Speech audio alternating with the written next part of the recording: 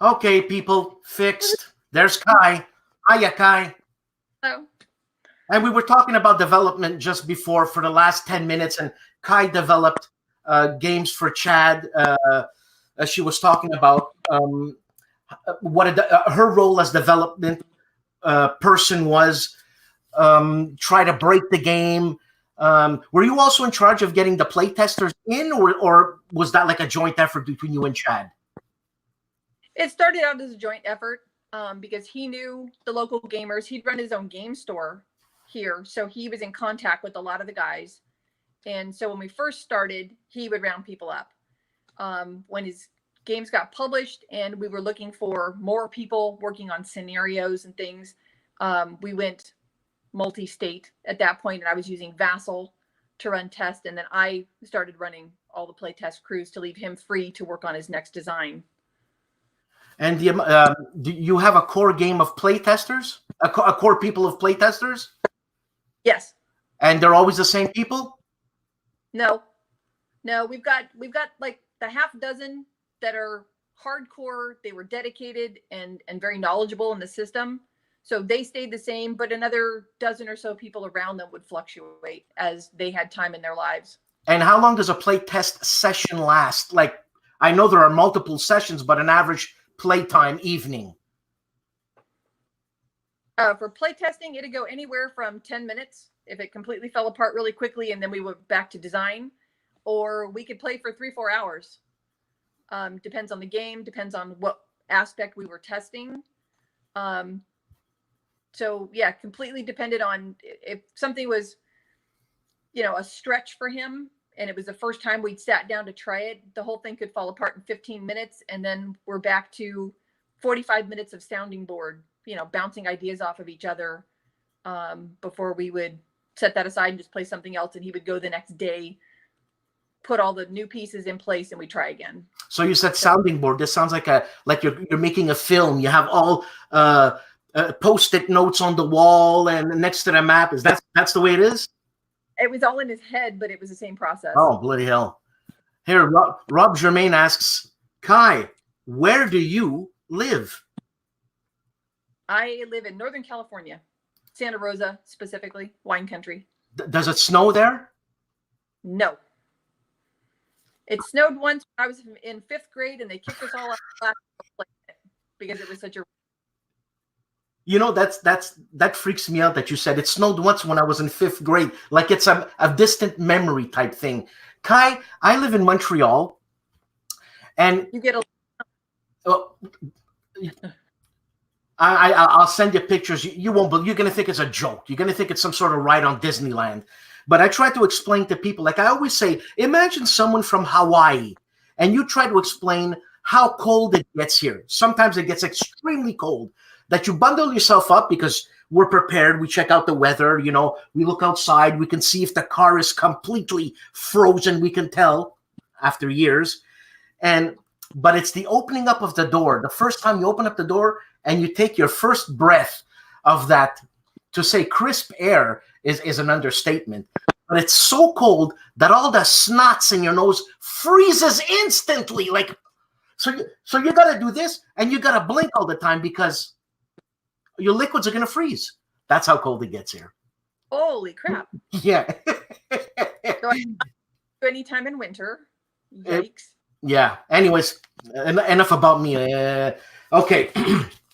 So I spoke to the last 10 minutes. I spoke to Kai about what her experiences were as a developer. How did she become to be a developer? She said she was she played a lot of Euro games. What type of Euro games? Oh yeah, you said Monopoly and all that. Oh my God, I can't believe you played Monopoly. What was available? Yeah. No, I understand. I mean, do you play Euro games now? Oh yeah. What type and what kind? Everything, anything. If the theme catches our fancy, if I liked the cover art, I mean, we pick up games for a variety of reasons. If we liked, it's set in a historic period that has a small intrigue. Chad bought me a game I couldn't believe he bought, and my game group is all guys except for me, and they're all older except Chad was a little bit younger than me, but they're in my age group, so 50s, 60s. He bought Rococo, Okay. Making dresses for a party. If that's not like the 20-something girly game, I don't know what is, but it's a fabulous Euro. And it appealed to the guys. They bought it and brought it to the table. You know, we played Hotel Astoria. We play Through the Ages, big favorite around here. Terraforming Mars, fabulous. Is it really? Wing- Is it? Oh, it is. It's a great game. Yes. Does it play well? Does it play well 2 people? I don't know. I never tried it. Okay. We always played maximum 4 player. Is it a long game? It's an evening. We can play a little finisher after it if you move with a little alacrity. But yeah, it makes for a good evening.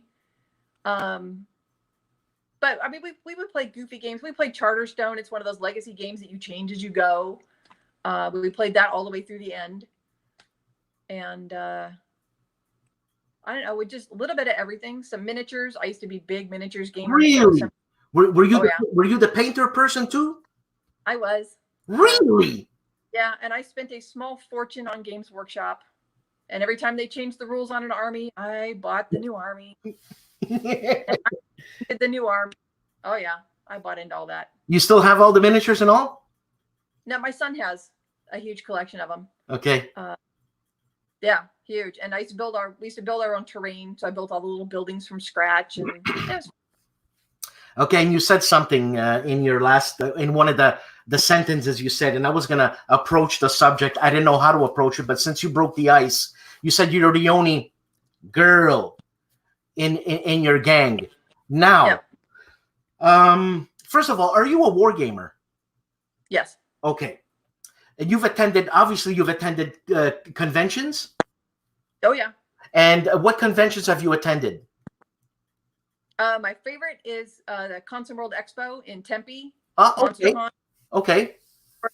I played the big games for 8-10 days. So you're into So that. You're into like those what do you call them? Monster games. Yes. Really? Yeah. Total Free, Unconditional Surrender.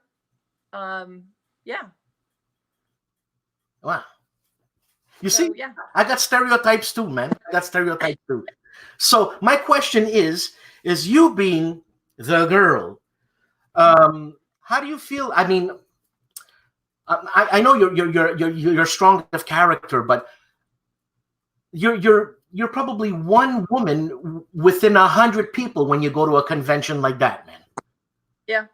And so how do you feel being, well, like I said, you're stronger characters. That probably doesn't even phase you. But what do you think about that? That the women not being attracted to war gamers? Is it because we don't take a shower? I don't know, because the women I know who wargame are so competitive that there are some guys that I've run into who won't sit down to a table with us.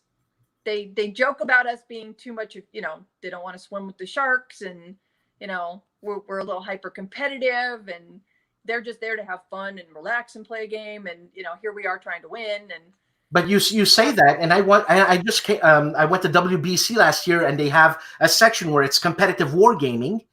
Mm-hmm. There wasn't one woman, not one. No. No, I go to so we're 3. I think there's 3 of us out of 250 guys. Oh man, But guys, they don't want to sit at the table with us, but they'll come over and they'll chat and they'll try to flirt, and and they're intrigued because we're there, but we're like an oddity, but they don't take us seriously as gamers, but then they make excuses not to sit with us. So these friends and women's that you have, why don't they go to WBC and kick some butt? I don't know. I don't go because it's on the wrong coast for me. Yeah. Okay. And I don't play tournament games. I play for fun. I play to win when I play, but I'm there to have fun and to socialize just as much as I'm there to play the game itself. Yeah, you're the same as me. More so to socialize, actually, for me. Yeah. So the group of friends that I game with when we go do the monster games, it's social, it's casual. We do take backs. You get halfway through your combat and you realize you've just really screwed the whole thing up. And we're like, oh, it didn't change anything. Let's just roll it back.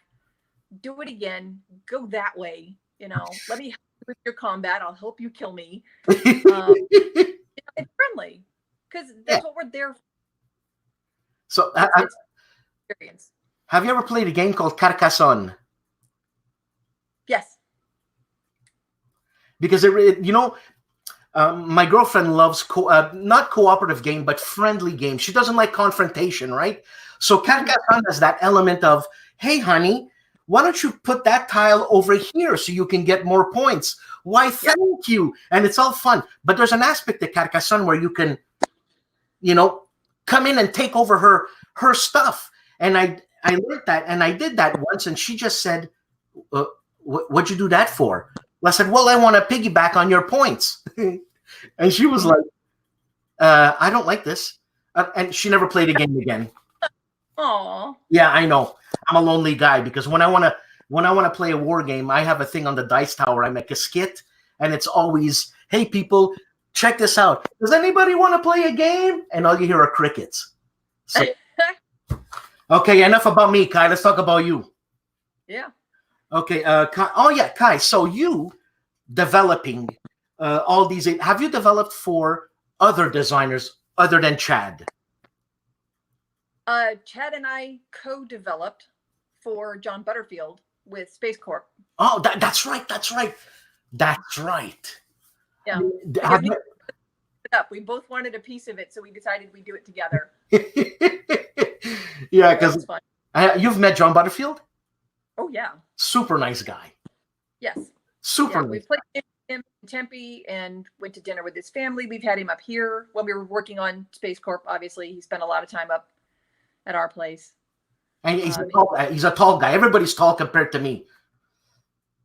Oh, I thought of him as average height. I'm a little tall. How tall are you, Kai? A little over 5'10". Yeah, you wouldn't be a good dance partner, that's for sure. So, Kai, having developed blah, blah, blah, and all that, do you have any plans to design your own game? I have already. Where is it? I've been Victory Point Games, VPG. The old Alan Emmerich's VPG? You know that's no more, eh? Yeah, I know. Yeah. I got the back to my game. You got okay. Yeah, I had my contract set up so that I got my rights back, and but they published and they sold a few. They never really marketed it. It was a kids game called King's Critters. No, I never heard of it. I'm still looking for another home for it, so I might eventually be printed. I don't want to tell you that you have connections at GMT, but what about GMT? It doesn't fit their line. They don't do children's games, and it is specifically a children's game. It was simple. It was born out of homework from Chad. When I was first learning development, I kept asking him, well, why don't we just do this? Why don't we just add that? Why don't we just change this? And he says, there is no just in development because everything has a cascade effect. You change one thing, that changes two things, that changes 5 more things, and you have to keep track of it all. So he said, here's a little homework. He said, next weekend, design a game, keep it simple, but get it all the way from initial design to playable, and then we'll take a look at it and you'll see the process. So this game came out of my homework. And just on a lark, we entered it in a game competition in one of our local conventions, and I won a judge's award for I forgot what the term was they used, but it was basically for the mechanic. I had a 2-sided card. So depending on what the game situation was, you did one half of the card or the other. And then BPG came along and said, hey, we want to do kids games. We'd like to publish yours. And so it was live for a very brief moment. Well, do you know Tom Russell? No. Familiar with the name? Don't. Hollenspiele.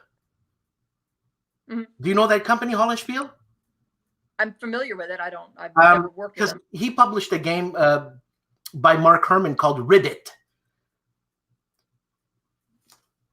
So, not familiar. You know what? I'll give you his contact. Pitch it to him, man. He's a super guy. Him and his wife, super people. Okay. And you're gonna make millions. Do it. Not in gaming. No. Okay, let me look here. We're in a niche hobby, so it's not likely to make big bucks. And what about designing a war game? I haven't tackled an entire war game. I worked with Chad through Fighting Formations, through Combat Commander, working on Downfall. I still have all of his notes on that. That's actually the map behind me. Which side is it? Other side, over there. That map behind me. Yeah. Down that you can't see because my hair's in the way. So I am trying to finish up some of his games, but I have been working on a module for a battle pack, basically for Combat Commander, that is Battles of Poland. And that is strictly my work. And once I got done with it, I was going to have Chad vet it to be sure it passed muster, but I didn't finish in time. But will you continue? Will you continue with that? Oh, yeah. So we're to expect a Kai Jensen game? Sure. That's so cool. So cool. And I've got a couple of finish. So, there's stuff that I'm still, he's done with his design work, but I was still doing development.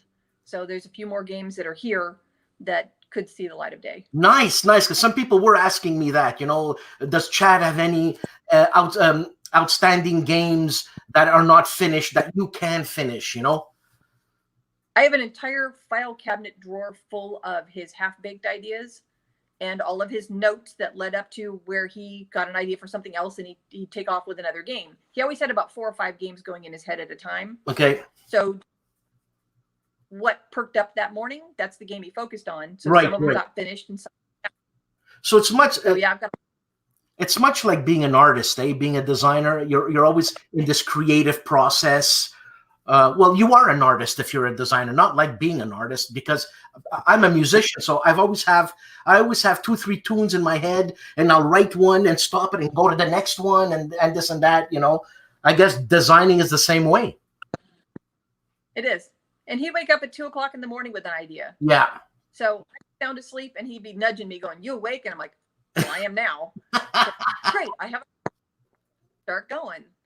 And so I would try to stay awake as long as I could and listen, just to let him have the time to talk it through, because that really cemented it in his head. Yeah, absolutely. He didn't write any rules until he was absolutely done with the game. And the very last thing he ever did was sit down and write rules for each of the games, because he hated that process. Yeah. Because it has to be so precise that he waited until everything was locked in place in his head, and then he poured it all out. Yeah, I know. I was speaking to Herman Lutman, and I asked him, is it possible to have a perfect rule book? And he said no. Because something's going to, in your head, it's, what you're reading, but what's written is not really what's, like, I don't know. Whatever. That's why they have development. Yeah, that's what I do. Put those gaps between the reality and the intention and fill them in. So when I work for, like when I do rules for Mark Herman, I literally take all the components of the game and I walk through the setup as it's written, not as I think he wanted it, but as it is in the book, place every single piece instructed, and find out if I have to do that with all the mechanics. I do that with Mark Simmons. I take his games, them, and try to make sure that they work.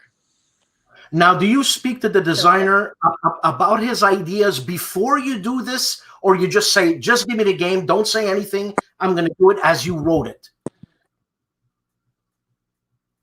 Depends on the designer, because some of them I have access to a lot more frequently or face-to-face. And in those cases, I've been hearing about the idea for a while, so I'm more familiar with their intent. But for folks like Mark Herman, who's East Coast, Mark Simonich, who's now in Texas, if I don't see them very frequently, sometimes I'll tell them, just send it to me and let me read through it first, and then I'm going to start bouncing questions off of you. So some of it is just proximity. John Butterfield is clicking, go sit down with him and have a cup of coffee and talk through it. So, if that's available, yeah, I like to do that, because I want to know what is he thinking? What's the feeling he wants the game to engender? What's his ultimate intent with when the game finishes, how does he want that to feel? So I like that information. But if I can't get it, yeah, I just jump in the deep end. Now, going back to Combat Commander, there's a few people here that there's Combat Board Games. He does reviews on board games, and I have him on my channel as the news guy. He says he's curious about the half-baked ideas. Do you have any titles on these half-baked ideas, and what are some of those ideas? Oh, Chads that I have to finish. Huh. We have Atlantis, which was all of Atlantis. We actually have the map. We've got 2/3 of the mechanics nailed down, but this was a worker placement game where he was really working with the gears of, you know, some of the worker placement games are you got to collect certain commodities, convert them to other things, make stuff happen on the map at the same time. And he really was trying to make all those gears mesh very smoothly so that the mechanics of what he wanted happened without the players having to track a lot of data or memorize, and the board state was perfectly clear at all times, but let the game mechanics carry the load so that the players could just enjoy the story of the game. That one I honestly don't know if I can finish just because of how complex it was. I've got Downfall, which is a war game, World War II. It's from the height of the German expansion globally, from that high water mark back all the way to the end of the war. And so it's called Downfall because it starts at their peak and then just collapses. That one I can probably finish. And what scale is that? He's got a bunch of Euro games. That one is, I just drew a total blank. Same scale as like Totaler Krieg. Strategic. So you're dealing with army. So strategic. Going back to Combat Commander having such, was it a surprise, the success, or was this like this is going to be a successful game? It was a surprise. We felt like we were taking a risk. He had just taken all the things that he loved from various games and married them together and came up with something that he enjoyed playing and just crossed his fingers and hoped that anybody else would love it too. So we were surprised by how well it was received. And he was just incredibly grateful that anybody else bought a copy. Oh, man. Playing it. I mean, I that was one of the first games that got me back into wargaming. I played with another designer called Karel Paradzi. He's the designer of No Retreat series, and it's just such a fun game. I don't want to say a light war game, but it's in the light style, man. It's a great narrative. I mean, there's always a story that goes there, like. This guy couldn't move because you don't have that bloody move card. And then for some reason, the sniper finds out because of an event and he nails the guy, and lots of fun. Now, fighting formations, which I think the mechanics of that board, whatever you want to call it, I think that's fantastic. Now, why didn't that get the success that Combat Commander did? I mean, it is a Chad Jensen game after all. You know what I'm saying? You're breaking up a little bit. But I'm thinking your question was, why was that not as successful? I don't know if it was the dice, if it was the manipulating the matrix. I don't know what it was that people didn't catch on to with that, because when we played it at home, the immersion was the same. You got that same narrative, but it was at a slightly larger scale. And so you got bigger maps, more pieces, you got vehicles, you got to use multiple artillery. So we felt it was just as immersive, but because we played D&D and because we were miniatures gamers and stuff, we were very comfortable with all the different dice and the concept of the matrix itself. So that was very at home for us. And so we felt, I don't know, just very comfortable with that game from very early on. But we always wondered if it was maybe the dice and the different mechanics that he had in that threw people off. I don't know. I mean, I have it, and I even have. That was the first game. Go ahead. There seems to be a lag. There seems to be a lag of sorts. Yeah, his genius in observation He would sit and watch us play when I was running a playtest crew, and he watched how people handled the components. And that's why the counters flip the way they do. The artwork is reversed on your side, because that's how people handle those pieces. Mm-hmm. He watched that, and he paid attention to it, and he designed his game for that specific. And that's I caught on, like, holy crap, this guy thinks on a whole different level than anybody else I've ever worked with. And I've worked with some really sharp, but he paid attention to all the small details. Everything mattered. The words mattered. The artwork mattered. And that's why things like he did in fighting formations, where if you were firing soft firepower against a soft target, it was white on white. If you were firing hard firepower on a, you looked at all numbers, you know, and that was a move on his part to make things less of a burden on the gamer and put the weight on the game itself, and let the game carry the hard stuff and let the gamers have the immersive story. And that was all very deliberate on his part. And that development work was when I really realized how intensive his designs were. And you know, Combat Commander has the fog of war because of the cards. You can't play this and this and that. But Fighting Formation, because of that matrix, there's your fog of war again. You don't know what you're going to do when, or, you know, who's going to move first the next turn, because you know that mechanic. And I think it's fantastic. Are there any more? Yeah, I liked it. The Matrix was what started that game. He had the idea for that grid before he had decided anything else about the game. We always to both of us do. So we were pretty sure that's where that was going to be, but the grid, the Matrix, grew first, and then the game grew around that, because that was his challenge to himself as a designer, was to take that idea and with that. And that was his challenge to himself during that design work. I think that Matrix would have worked well with Combat Commander also. Could have, yeah. All right, do we have any questions here? Thank you. Hold on a second here. Bill Broadhurst says, thanks for having Kai on. Hope she comes back, talk about Project Pass and Present Fascination. See, Kai, I told you, you're a superstar. Kai, on a completely different note, because you're from California, you know, there's stereotypes, say California, whatever. You listen to music? What are your favorite bands, man?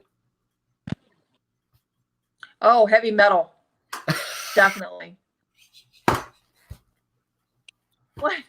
I don't know. Our last concert, okay, was Dream Theater, Opeth, Metallica, obviously. Rush, huge Rush fans, both of us. But yeah, anything that wasn't, I think the three things that we shied away from were country, pop, and opera, and that it was fair game. So yeah, 60s, rap, you know, hard rock, metal. We were into all of it. So. And what about foods? Are you big in California? Do you just eat alfalfa sprouts? No, I'm an omnivore. Well, carnivore really, but omnivore. We about 8 years ago switched our diet from the standard American, what we thought was healthy diet. We were both horrendously overweight and unhealthy, and we switched over to kind of a paleo primal eating style and learned how to cook all over. So our meals are a healthy chunk of some kind of protein, and then a pile of vegetables and water, sometimes beer. Pretty basic, but we always, you know, make different spices. Kept it interesting. So, are you? So, will you be attending any cons in the future? Like, will you be going to WBC? No, because it's on the wrong coast for me, and I don't do. That's the competitive. That's the World Wargaming Championships, right? But it's not just that. A lot of Euros and a lot of John Butterfield is there. Mark Herman's there. Joe Chacon is there. There's full of designers, and it's a gas. Okay, yeah. If they've got open gaming, that would be fun. It's in the wrong location for me right now. I am doing GMT in April. That's the weekend at the warehouse that GMT hosts in Hanford. Chad and I used to go to that a lot. So I'm going to be doing that again this year. And I'm going to Tempe in June for the MonsterCon. Those are the two that are on my book so far.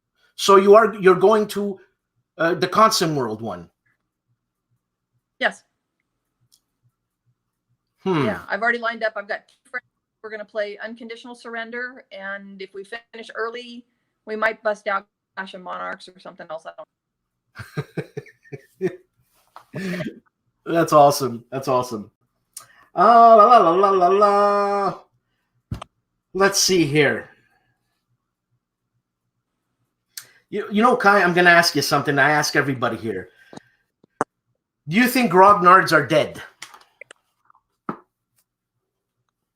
No. I think they're grumpy, but I don't think they're dead. No. You don't think they're going there's to... actually a lot of... Say again? You don't think they're going the way of the dodo? No. Because I know the next generation is coming in. It's slow. I don't see a lot of younger people. My son, my nephews, they've all been exposed to it over the years. You know, they can't come over here without seeing the war games, and they're intrigued. And so they sit down with us, and I was like, what is this all about? You guys obviously have a lot of fun at it. So what is it? And how do you play it? And, they just kind of stick their toes in the water, and this thing, they're coming over on weekends and getting into it. I don't know if it's an age thing or...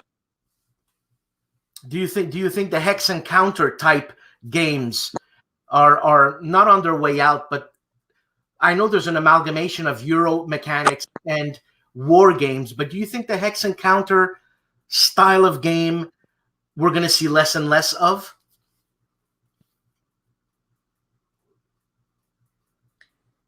I don't know because the CDGs had such a huge appeal and to kind of bring people back into wargaming, but for a different reason.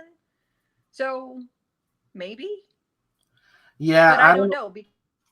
There could come along with an idea and says, hey, this is my passion. I love and here's my take on it. And that could totally refresh the hobby. So, you don't know what's out there. So I won't say it's dead, but I see that it's sharing space with more different styles of war games now. Definitely. Yeah, I don't know. I play war games and I play Euro games, and playing a lot of these new games. Like, do you know a designer called David Thompson? No. Well, I can't read that. You can't read that? Oh, there we go. Glasses. Undaunted. Oh, nice. Oh, what's that? This is David Thompson and Trevor Benjamin. It's an Osprey. It published by Osprey Games. It's and this is a new designer. This is I call him the up and coming designer because he's designing for himself. He designs what he wants to design, and he's having a great time, and people really like his designs.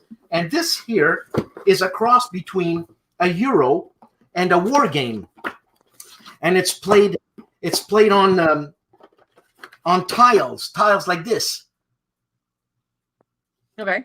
And it's a CDG. And you know what? Nice. Okay. You know what? I actually, by mistake, they sent me 2 copies. I'll send you a copy. What? No. So it's like World War II maneuver? Yeah, it's This is World War II. Okay. It's a tactical game. Basically, you gotta find out. You have different missions, and enemies spawn here and there, type thing. And well, you can't be a loudmouth guy and start shooting. The other enemies are going to start coming in, so you got to use your brains a little bit. And this is Normandy game, so it's West Front. He's developing another one on the Africa campaign, and he's actually developing another one, but he doesn't want to tell anybody. So designers have this oath, like the mafia. They don't say anything for fear of death or something. I don't know, but anyways, it's a cool game, and he's getting a lot of press because of that. Because a lot of, well, I'm not gonna say grognards, because Kai, grognards. If you ever see the WBC, where they do the competition, you could hear a pin drop, and it's insane. And you might hear one guy swear in Italian, Bruno Sinigalio, because he's playing Bitter Woods, and he's been playing it for 27 hours, and it's like, oh man. So these grognards, I don't know if they'd look at a game like that, but some open-minded guy like Mark Herman, and I'm just shooting out a name, Mark Herman. He loves games like that, and he'll. Well, I mean, look at his game, Empires of the Sun, the CDG, and his game, his new game, Gettysburg, where it's a stripped down, easy to learn. I find that. Oh, it's like Fort Sumter. Fort Sumter. So I find that's where wargaming is going at. Mm-hmm. That's it. Mm-hmm. Because you get the feel. Yeah, you can get the feel of it without having to put all that energy into moving all those counters and dealing with all the stacks. And where the heck did my, this unit go in this mountain of counters? But you can get that same intense feeling of the battle without all the labor that goes with it. So yeah, I get the appeal of the new style. And the history is there. Yeah. And the artwork is fabulous. Absolutely. The art. So hold on. Do you have any questions for me?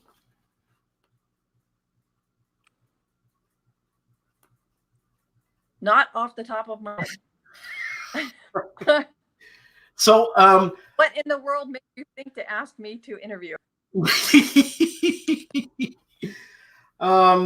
Well, Kai, I mean, I jotted down a lot of questions here, and the con that you're going to go to, that's Consim World you're going to, is that right? Yes. Well, that's West Coast kind of ish. Yeah. I mean, East Coast, not West Coast. No, it's Arizona. Well, where's Arizona? I'm from Canada. Oh, okay. Well, if you go where I'm at, I go straight south to LA, bank left, and it's like next state over. So what, a couple of hours? No, it's a 16-hour drive. Oh, bloody hell. All right. Well, 10 of that is in California alone. So really, you know a band called Tool. Say again? Tool, Maynard James Keenan. I don't know why we have such a bad connection. Yeah, a band called Tool. Yes. Yeah. Right. So in Arizona, he's got a winery. Oh, I saw a documentary on him. Yes. So I forgot. That's something to do in Arizona. Sorry, Kai. We have a really bad connection. I don't know if it's on my end or your end. But you know what? You're breaking up. Yeah. It's a bad connection. Yeah. So you know what, Kai? I'm gonna cut it short. I really appreciate you doing this. on such short notice. I hope we can do it again, and maybe I'll see you at a con or something. Okay, well, I'm getting back out there, so yeah, head west. You'll find me. West. I'm completely East Coast, man. Completely. So, Kai, I'm going to do the outro. Stick around, and we'll say our goodbyes. Thank you for being on, Kai.